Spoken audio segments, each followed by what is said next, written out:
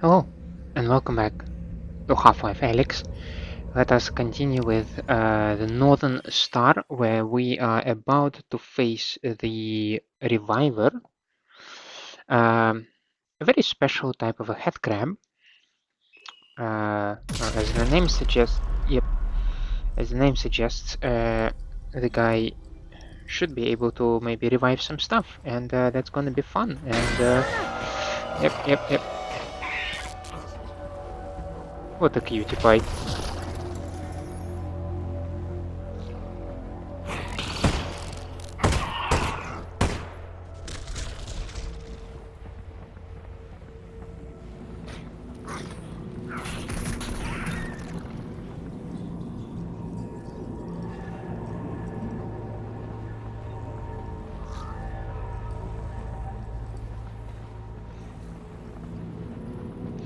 It is my understanding that we're supposed to hunt it down. Ooh, game trailer.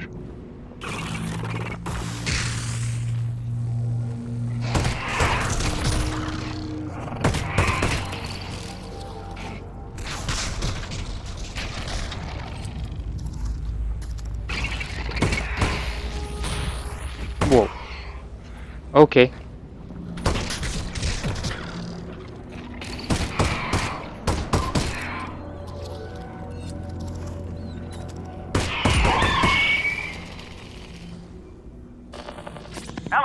Alyx, what happened? There was like a dog-looking lightning thing. Oh, I'm sorry, I missed that.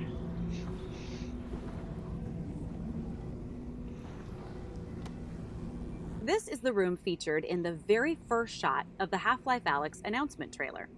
It's not an obvious choice for that use. The room is dark, not particularly colorful, and it's a pretty pedestrian corridor. Cleaning supplies and laundry baskets are not in themselves attention grabbers. But we chose this scenario because it very effectively demonstrates the excitement and tension that we thought was typical of the game. All game trailers require careful design. Conveying a game's core experience in just a few moments is tricky, even at the best of times. But we believe the Half-Life Alyx trailer had to work harder than most to meet a particularly difficult and uncommon set of challenges. We had kept the existence of the game under wraps, so shipping the trailer was going to be the first time in 13 years that Valve had shown any work on Half-Life. On top of that, the trailer had to quickly communicate that Valve had chosen to make the next installment of Half-Life a VR game.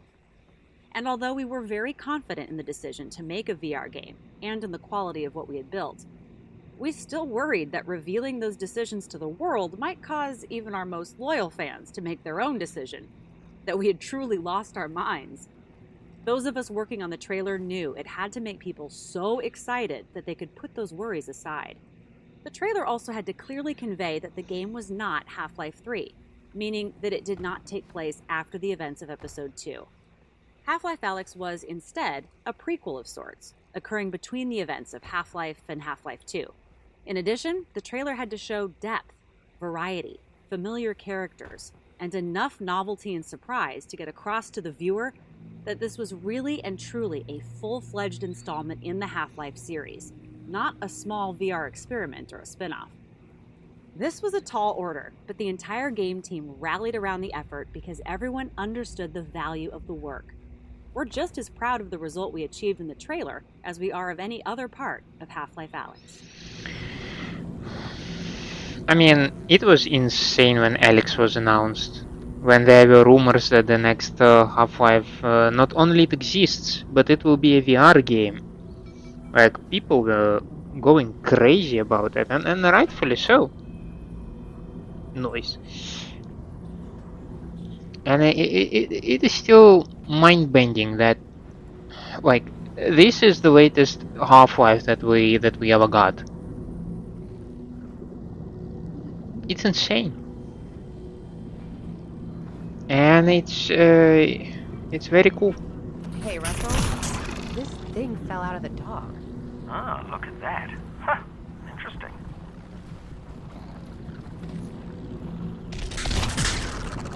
Okay, shush. Are you interacting with some of these things? It's not clear. It's very not clear.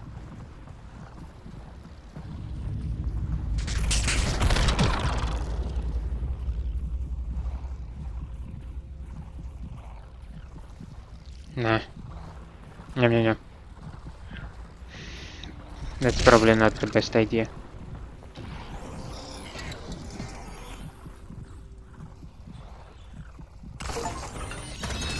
Get creative, turning the power back on. I can do that.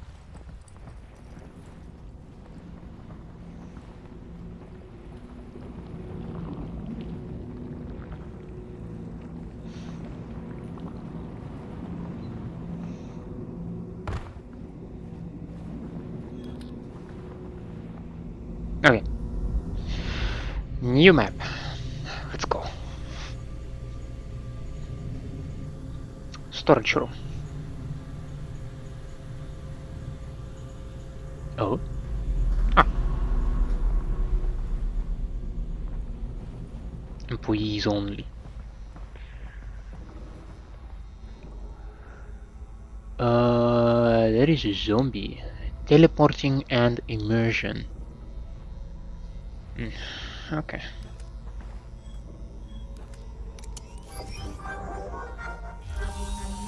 Oh.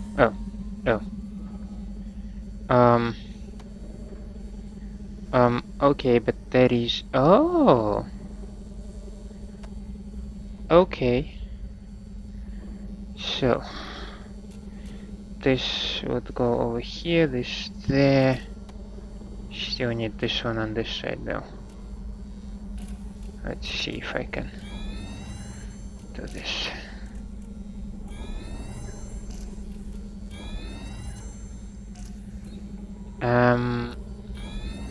Yeah, I did not track these ones. But it worked out in the end.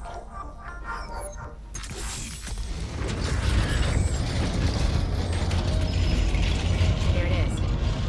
That elevator will take me up to the substation. Yeah, we just make a round because that was just outside and it was just covering the ground over here. Half-Life Alyx supports 3 types of player movement: continuous movement, shift teleport, and blink teleport. Early on, one of the properties of blink teleport, and to a lesser degree shift teleport, was that players would often refer to the actual mechanic of teleporting when describing their movement through the environment. I teleported to the desk, or I teleported into cover, was often how players would describe their actions, and it served as an unconscious reminder that they were interacting with a game in a specific way. To address this, we made a couple of key changes early on that significantly altered the way players recounted their movement, and as a result, pulled them further into a more convincing virtual reality. One of these changes was the visual indicator that represented the teleport destination. We swapped the abstract cylindrical indicator used in the lab for a pair of holographic feet. The feet helped provide a sense of physical presence and indicated the direction the player would face upon finishing a teleport. We also added animated feet between the player's current location and the teleport target. These feet illustrated the path the player would traverse, further helping provide a fiction for their movement through the environment. Along with the visual interface changes, we also added audio of footsteps and body movements that would play after a teleport to effectively summarize the player's movement through the space.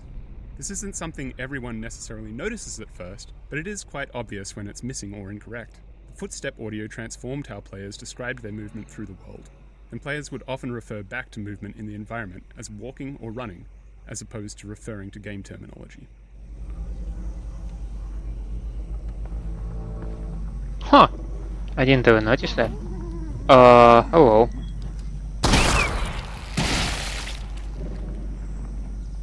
Goodbye.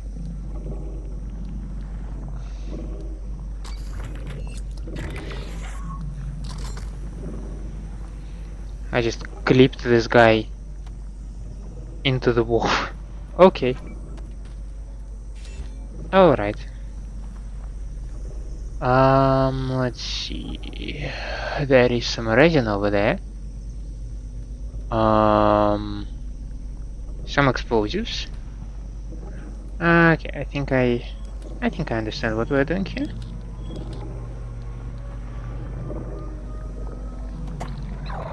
It's mine now.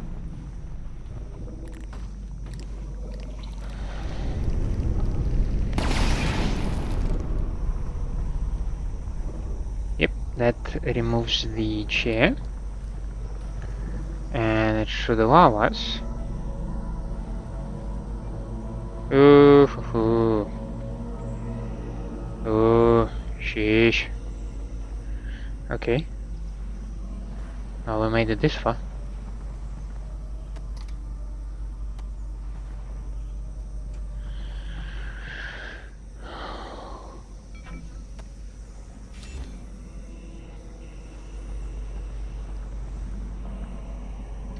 Ooh, that's a lot of pods. And that's the elevator we're talking about, right? This one? Oh, definitely not this one.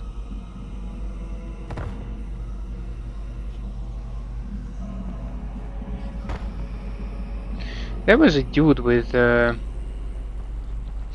this guy. Yeah. Now we're talking.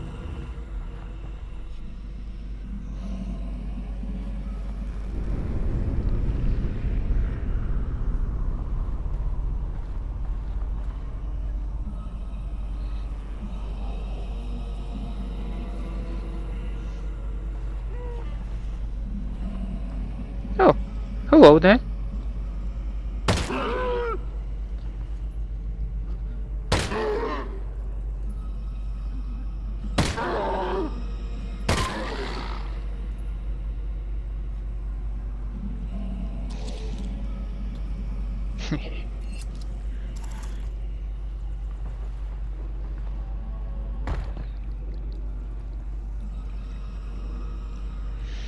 Some barnacles. This is a zombie. Our first instance of these guys.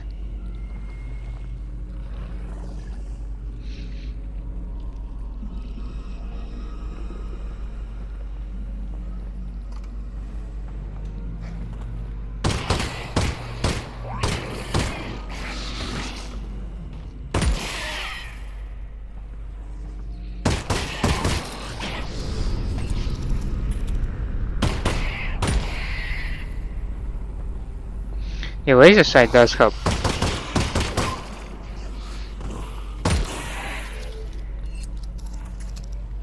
Laser sight certainly helps.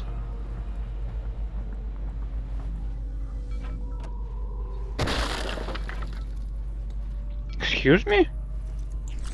Give it to me. Ooh. Nice.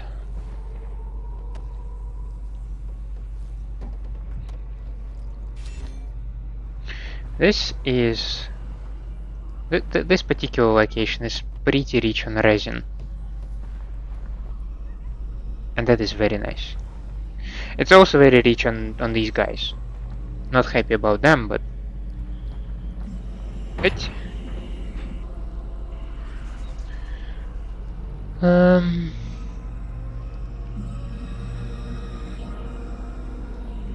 Pretty sure there are zombies down there.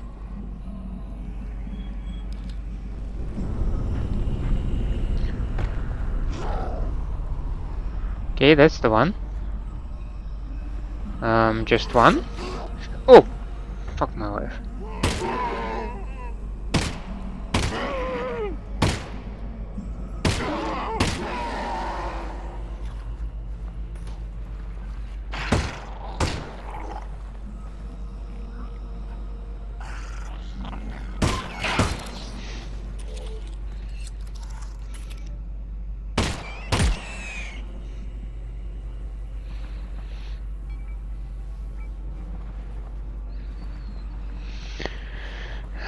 Okay.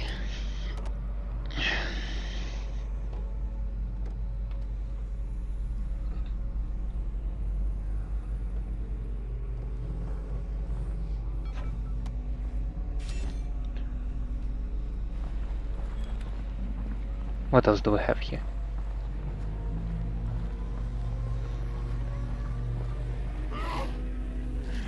Yay!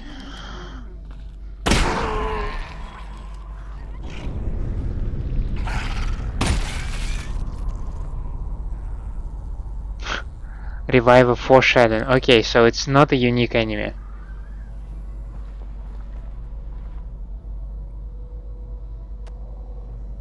Compared to our traditional first-person experiences, in VR we found it was sometimes all too easy to create an intense atmosphere. This can be to the game's advantage, but it can also be detrimental in cases where our focus is on training players in some new mechanic.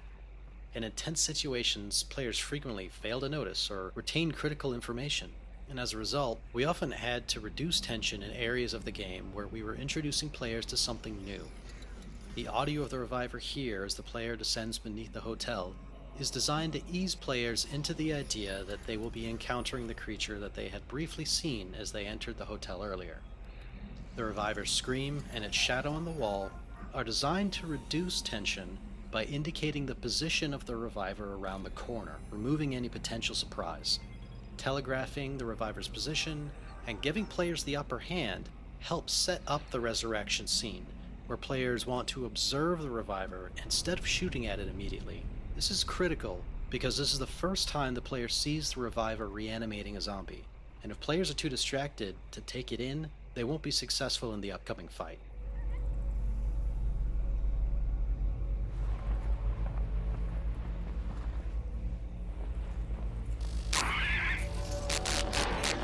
Ah, crap. Lightning dog. Be careful, Alyx. Oh my god, it went into a guy. Oh, Russell?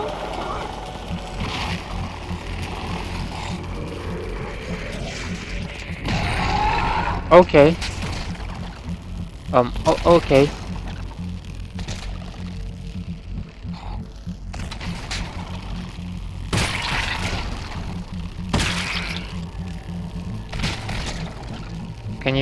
Can you maybe turn a little bit?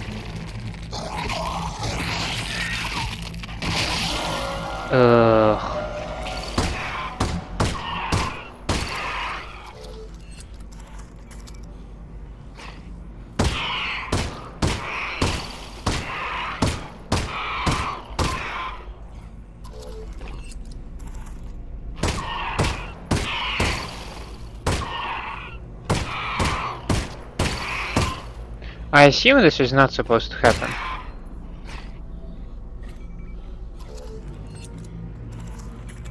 So let us stop torturing the reviver. Okay. You are not super stoked about that. Yeah,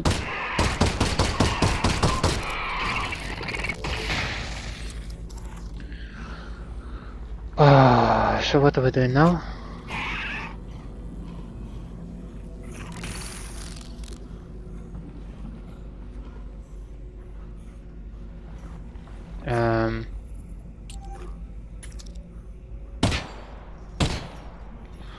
Like this thing doesn't work.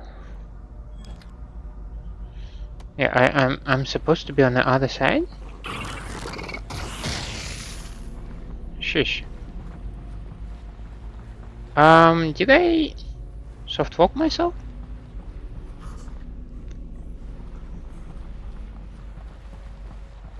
The only thing that I can kind of suggest. Oh, wait.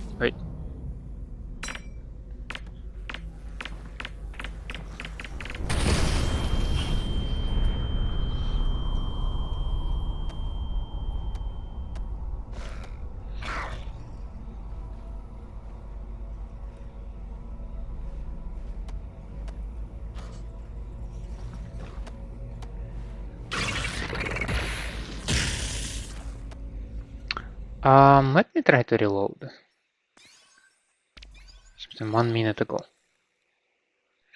Let's see how that will go, because it feels like something goes wrong over here.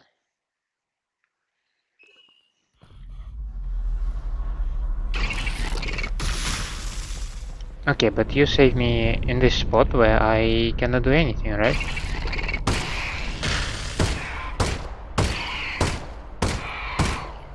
I mean, I can do that. But what's the point? So let us maybe do it over here. A little bit older save. Let's see.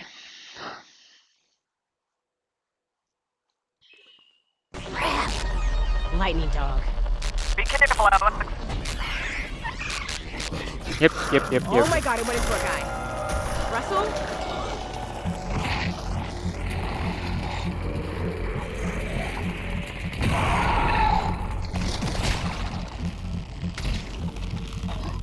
So, are you somehow gonna help me open this thing, or what's going on here?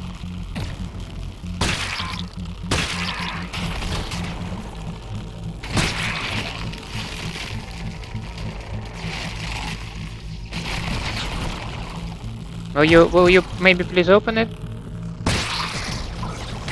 Hello?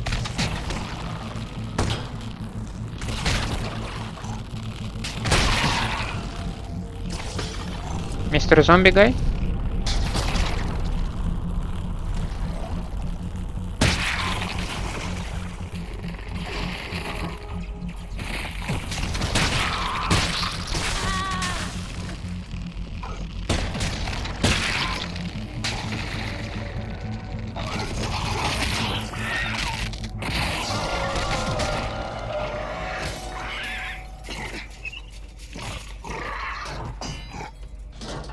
Well, that feels correct now.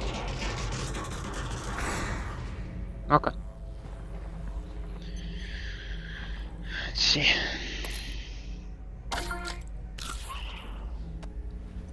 Oh, no, don't do this to me. No.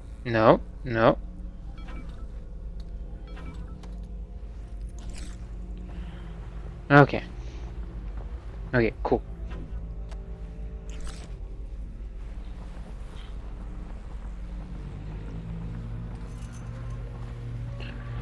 Now.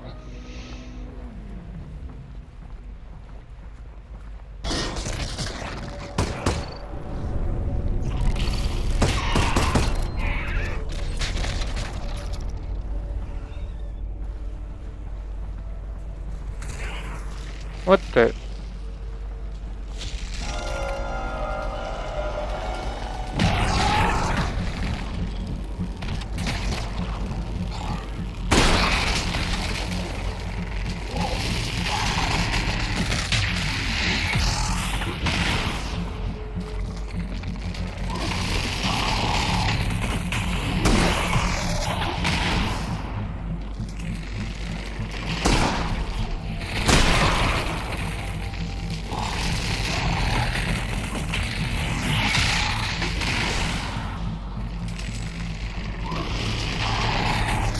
Okay, maybe don't come too close to the guy.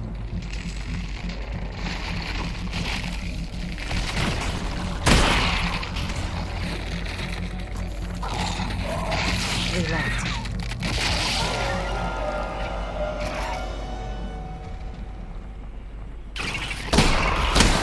Oh! Oh, Jesus, I can't move. I'm out. I'm out. Oh, at least the thing is dead. Oh god. That was scary when, like, all of a sudden I'm immobilized.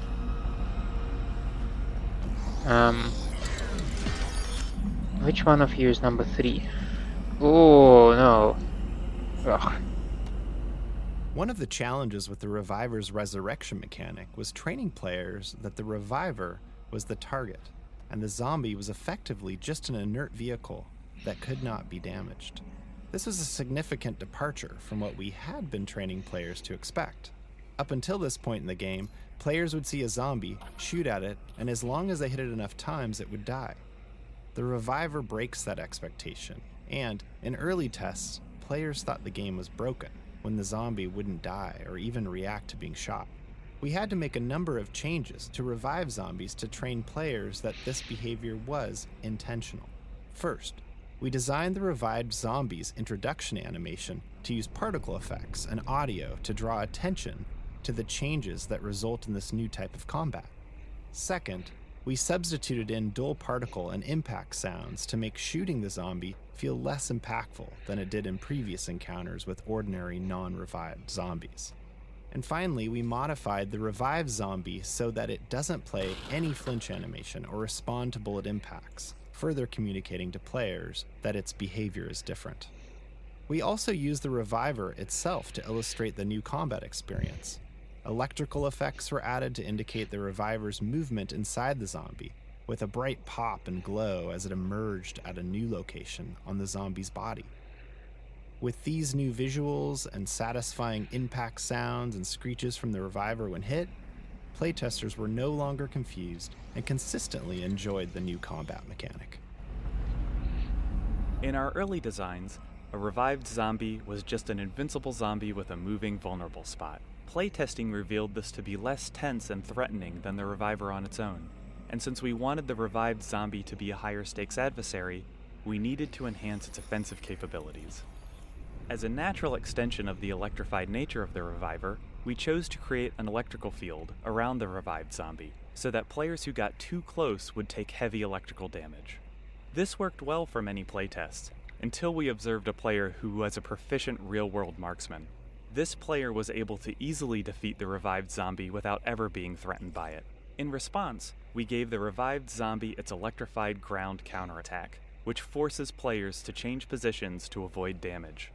This created a cadence of attack and retreat that was more tense and satisfying for all players. When your playtest is a certified marksman.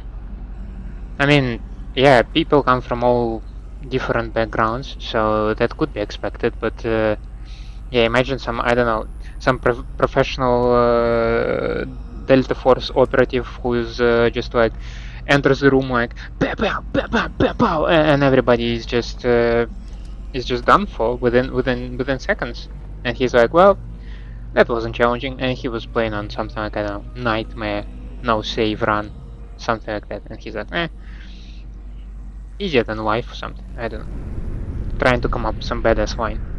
Since a VR game must always be rendered from a virtual camera that matches the player's own point of view, we have limited opportunities to control what the player sees. Elevators are one of the few tools we have in VR to direct the player's view. A rising elevator like this one can be used similar to a crane shot that you might see in film, going from one elevation to another, revealing a beautiful vista or dramatic story beat. In VR, elevator rides can be challenging to make comfortable, as the motion of the virtual elevator is inconsistent with the player's own vestibular system. We found that we can make the elevator rides in Half-Life Alyx comfortable enough for most players by moving the elevator slowly and limiting how much the player could see out of the elevator. This particular elevator was initially far more open, but we gradually introduced more and more visual obstruction to the design so that the player always had some significant portion of the elevator in their field of view. This meant that we were able to get the dramatic reveal of the hotel exterior and Combine substation we desired, but players were comfortable since they could always see the elevator, which was in their own frame of reference. Like, why did I do this? Anyway.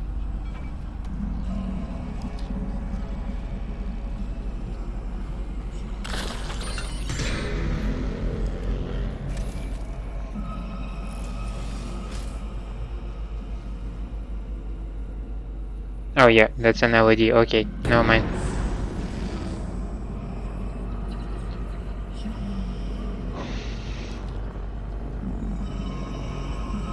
I'm armed and dangerous. And then it like freaking fires in my face like this. Bam! Imagine using a shotgun, trying to, like, you have one-handed shotgun and you come up with the genius idea to use it like this.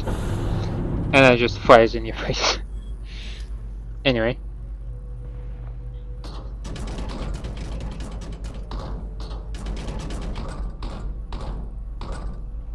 Okay, I thought you are not staying there.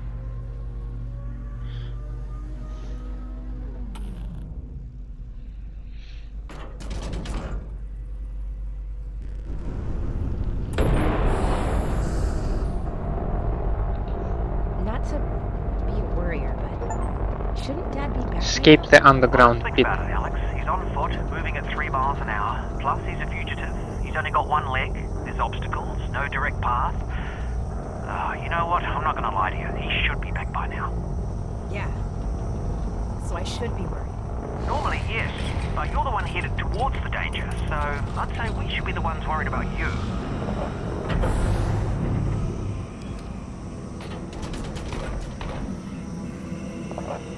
Substation design. After exiting the elevator, the player gets their closest view yet of the Combine substation attached to the exterior of the hotel. While the Combine architecture can veer into the abstract, it's often at its most successful when contrasted with a human structure. Beyond this, we always try to drive the visual design with an invented function, ideally to support the gameplay or story. In this case, the routing of some unusual power source to the vault from various parts of the city. The player doesn't know it at this point, but this substation is designed to essentially torture the song out of a group of Vortigaunts who are housed in the attached pod farms. The output is collected from the Vortigaunts before being reharmonized by a single conductor Vortigaunt via the cable tuner apparatus seen at the root of the transmission cables that run up to the vault itself.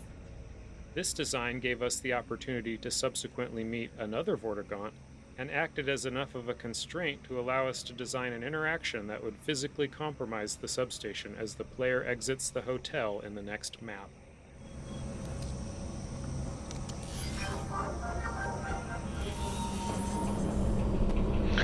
Really makes you think how crucial Vortigons are to the Combine.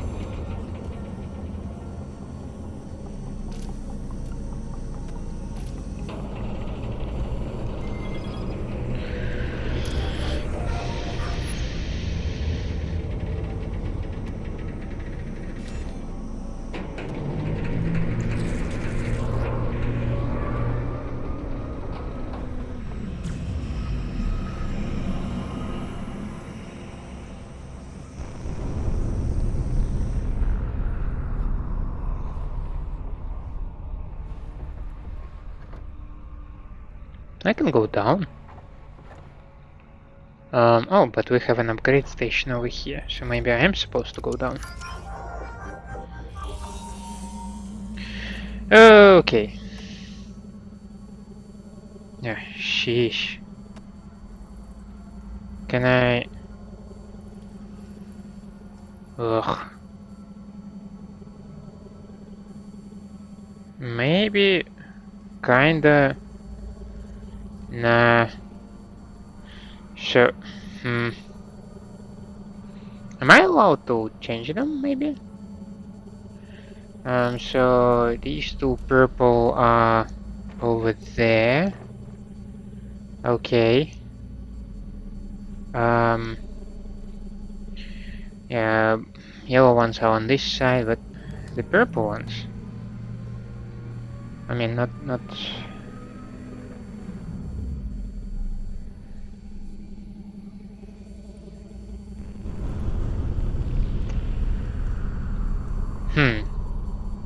But now the green ones are on different and blue ones. Oh. Shall we just try to YOLO it?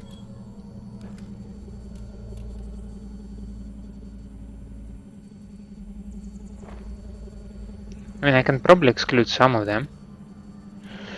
So there are two blues and these are the reds. Okay. So if I do this one to this one, maybe this one? Yeah. I feel like this one? Nope.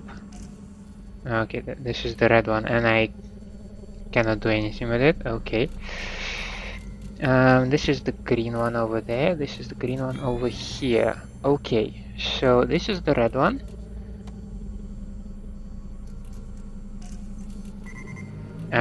Shit. Yeah, that is the yellow one. Where's the blue one? Are you the blue one? No, you're the red one, but the red one is like... Oh, god damn it. You're the blue one. Were you the blue one?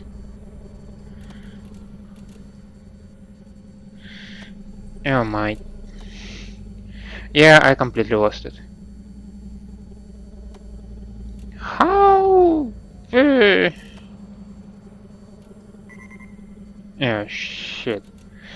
Okay, so between the yellow and the purple, there is a red one. Let's try to find the red one. It's supposed to be between the yellow and what? Oh my god! One of you, but which one?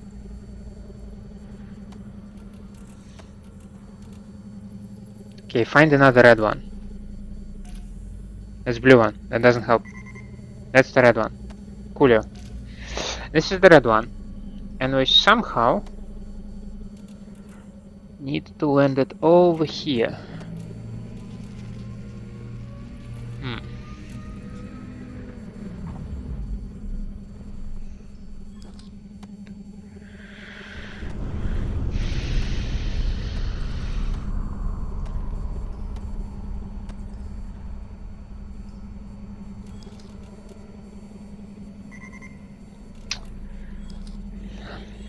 Was it you?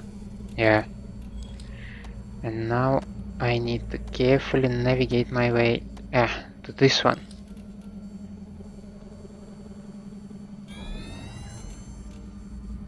Okay.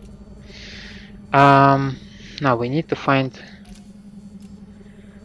Maybe it's this one? Yeah, okay.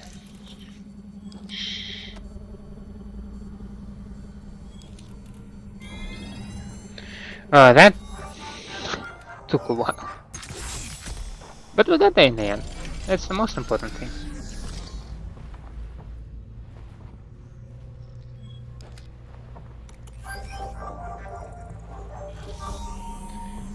Okay, we just have one of them, so that is good. Maybe not like this. You've almost got it. Oh, okay.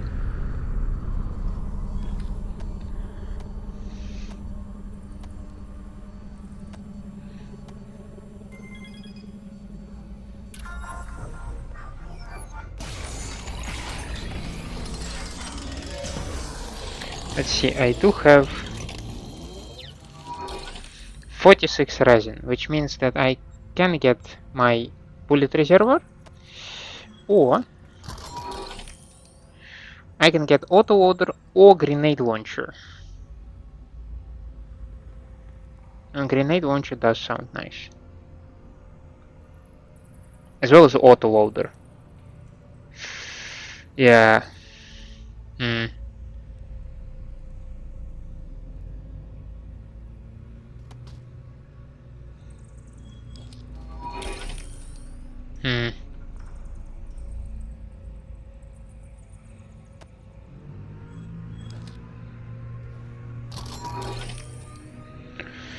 Well, in any case, I cannot take more than one upgrade. Do I want to learn how to launch grenades?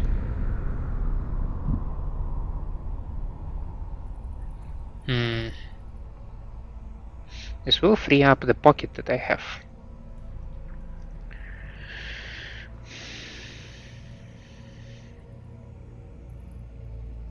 And will give me new ability. Like in terms of my combat ability will be improved. Compared with... Well, or you double the capacity of your gun. Because right now you hold 10 bullets and now you will have 10 more. Choices. Let's go with grenade launcher. I feel like going with grenade launcher.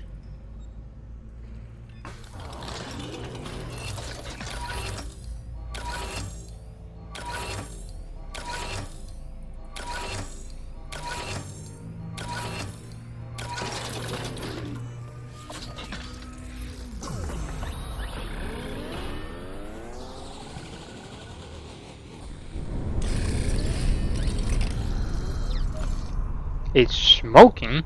Combine do know how to upgrade a gun, I'll give them that. Push handle forward to ready grenade launcher or fire to attack normally.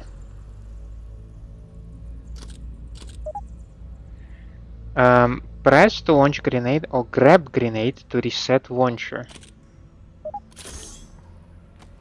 What was that? Well, I assume you just like... And then it's ready and then you're like, BAM!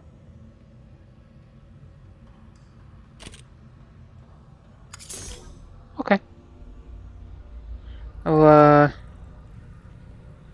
cool! Now I can yeet grenades. Hello.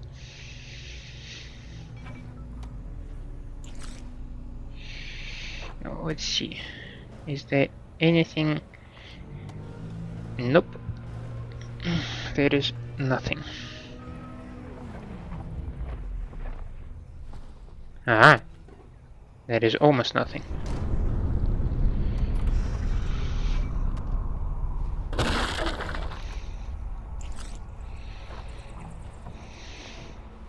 The thing that the gravy gloves are now, that they feel so native right now, like this flick of the wrist. You really get used to this.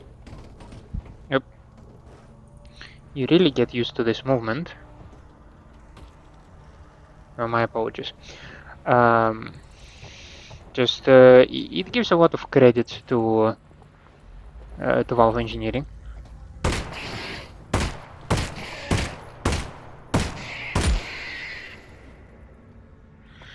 Yeah. Oh, okay. Hello. Oh, that's not good.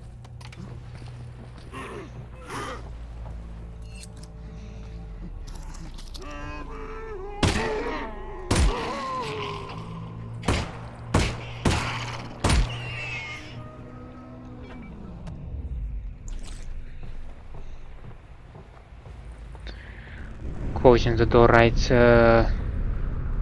when the zombie is chasing you is let's put it mildly, it's suboptimal.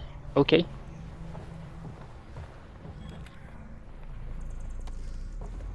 Nope.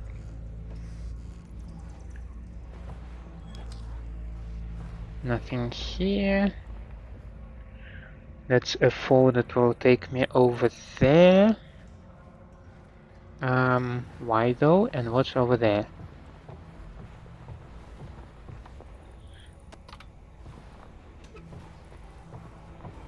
Uh-oh. Oh. This guy's not wearing a shirt.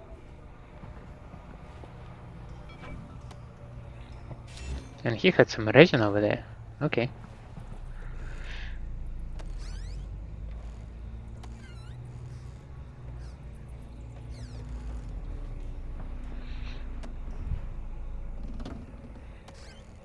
Aha!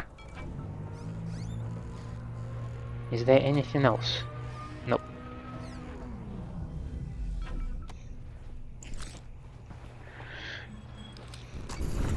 That's 2 shells. Well, it's better than nothing.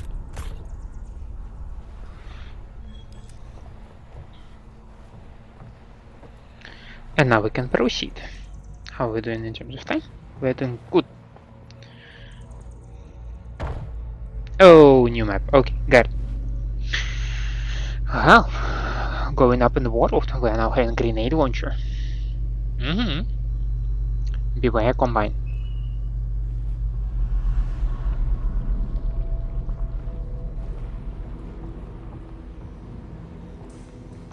I see head crabs. So I'm thinking, more head crabs.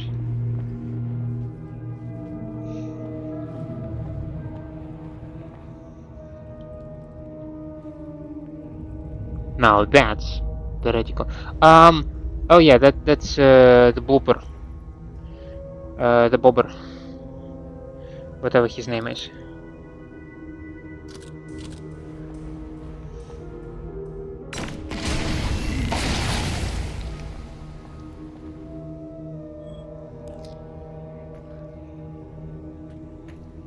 Something like that.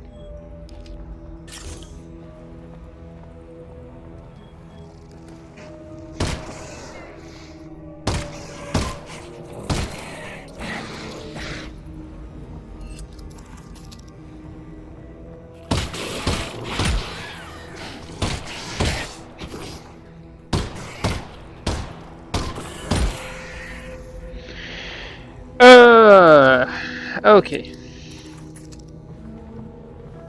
Apparently it's more comfortable for me to kinda do a little bit of a hip shot, because you orient yourself entirely with the wrist and the rest of your arm is locked tight. So maybe that kinda gives me a little bit more control than shooting it like this, because then the entire arm, shoulder, and the wrist need to come into play. So nope, nope, nope, nope, nope. Where? Okay, sheet. Okay, and that is why you need subtitles to see these guys.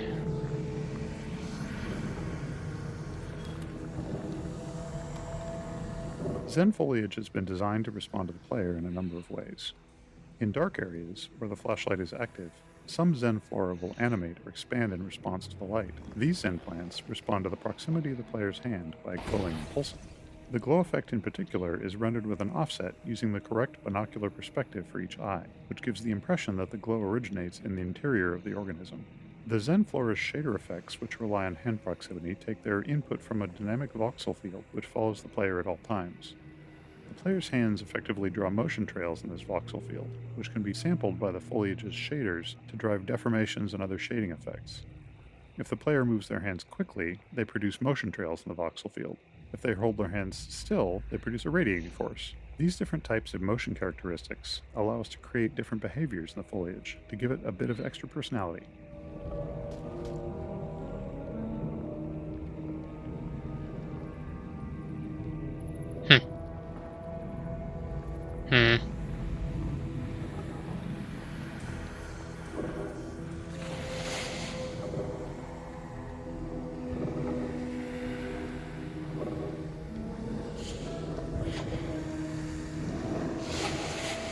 Yeah, they feel like they mostly react to proximity.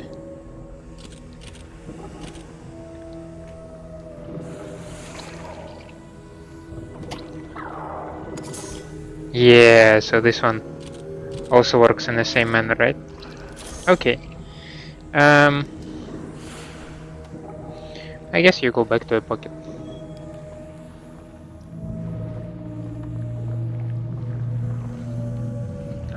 Bloaterswell. Where?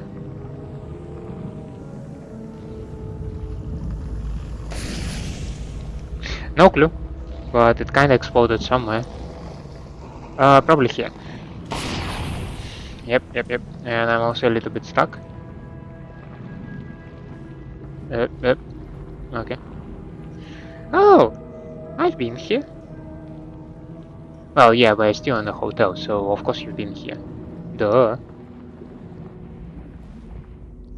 202. 201.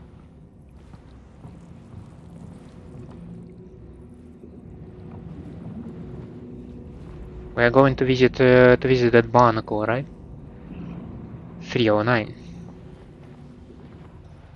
Oh? Anybody? Room service.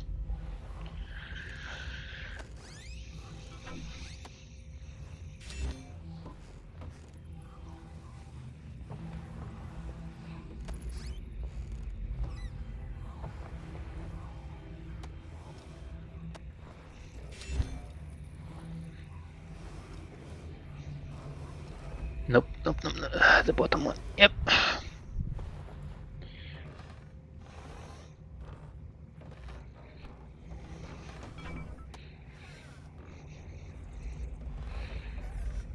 Okay.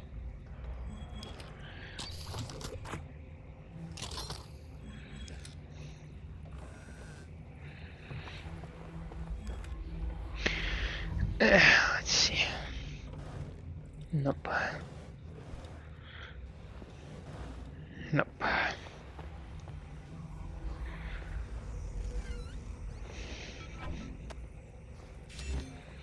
It's interesting that if you just grip your hand at the moment when the object is supposed to be at your hand, even if it was interrupted by some other object, it kind of magnetizes and still takes you and you still are able to grab it, which is quite comforting.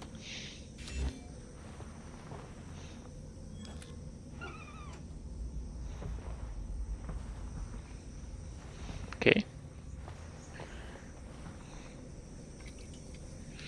Yo, you can actually do that? I mean, not like there is any water. They still have paper over there. Can I? You can take it off. Yo, you can take the toilet paper off. Okay, I was not aware of that. Yeah, sorry.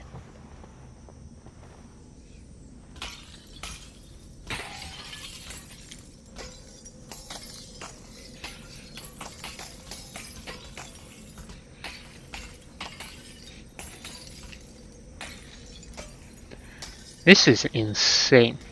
Well, yeah, particles in VR, and we have a developer commentary right for that. Particle effects present an interesting challenge in VR due to stereopsis. Ooh, which you is give our me. ability to discern Yo! the depth of objects from two slightly different views of Okay, the world that is we weird. see from our two eyes. That one is not. Traditional particle systems, as seen on the left, were typically implemented as a series of flipbook images displayed on relatively large polygons, which orient to face the player. Each series of images would contain effectively a little movie of a more complex phenomenon like a wafting puff of smoke or a flickering flame and so on.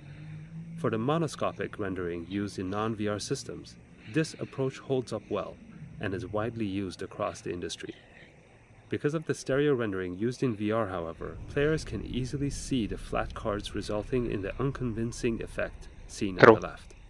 To address this, we had to update our particle rendering techniques for VR. The particle system on the right is an updated VR-friendly version of the older effect seen on the left. One technique we used on large cards, like the ones used in this smoke effect, was to create some drag on the card's reaction to the player's head movement. To do this, we created another particle system which lagged the player's position and was used as a player camera for the facing direction of the smoke cards. By removing this one-to-one relationship of head motion to sprite rotation, we were able to give the impression that the smoke effect was volumetric. In addition to using more 3D elements in the creation of our effects, we also often use the post-processing bloom on particles to help visually merge elements that otherwise would appear as a set of flat planes. This made the cards harder to stereo fuse, which gave them a more diffuse volumetric feel.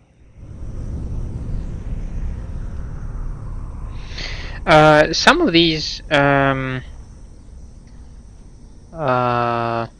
diaries, commentaries, feel like they would be extremely useful for people. Well, for other developers, people who want to partake in creating other VR titles, right?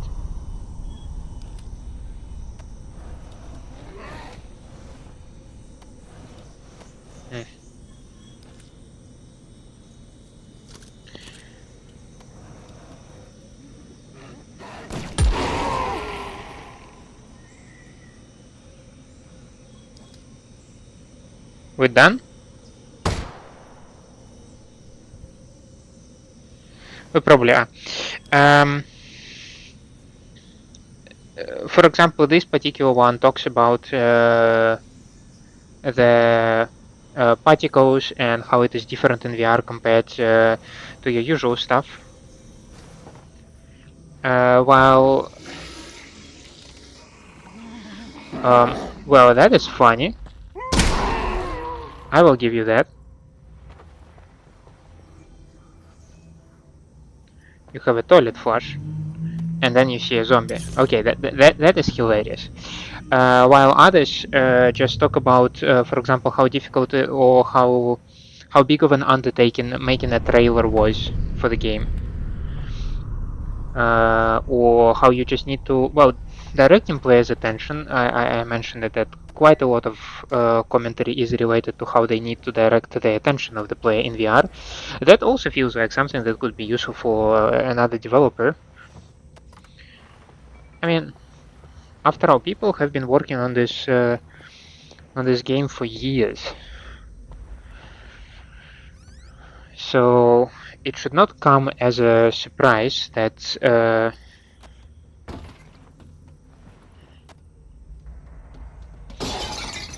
buddy, what have you done? I wasn't here. I wasn't here. It was this dude. He was lost in the toilet, okay? Horrible. Just horrible.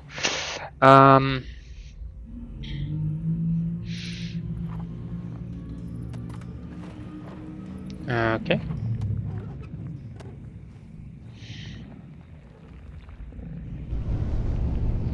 Hang on a moment. There is this dude.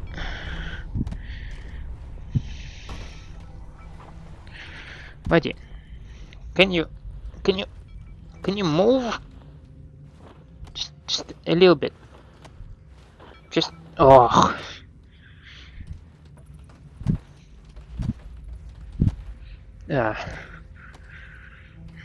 What stops you, like this frame?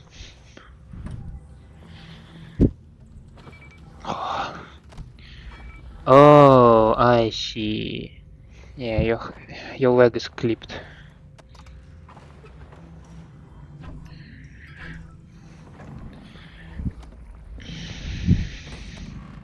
Okay, that works. We made it work. And we made past this thing. Okay, that was some difficult jobs. You coming? Come on.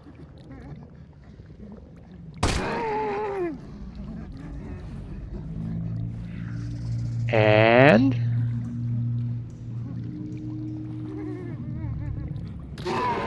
yep. 2 for the price of 1.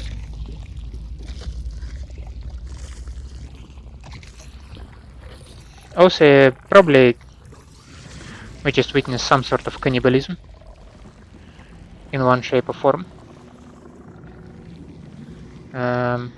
No. This thing. Thank you.